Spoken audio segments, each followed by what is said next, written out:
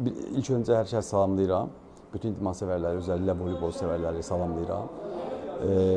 Bizim silsilə seleksiyalarımızdan 2026-cı ilin seleksiyamıza start verilib. Bundan qabaq biz Sumqayıt və Şərqi Zəngəzur Revekalarından seleksiya eləmişik. Bugün Bakı Revekadaydıq.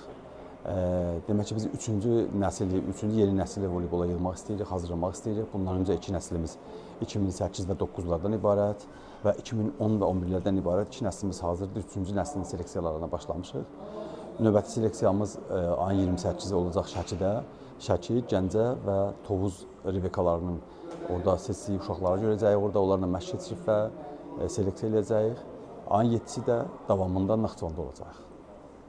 Salam, yeniyetmə olanlardan ibarət milli komandanın baş məşqçisi Cahangir müəllim bugün Bakı RBK-nın qonağı oldu.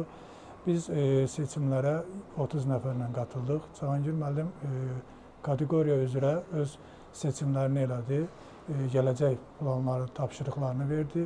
Biz çalışacağıq Cahangir müəllim planlarını, tapşırıqlarını yerinə yetirək. Bakı RBK olaraq altyapıda mən Səmədov Pərviz çalışıram. Gələcəyimiz parlaqdır, potensiallı gənclərimiz var.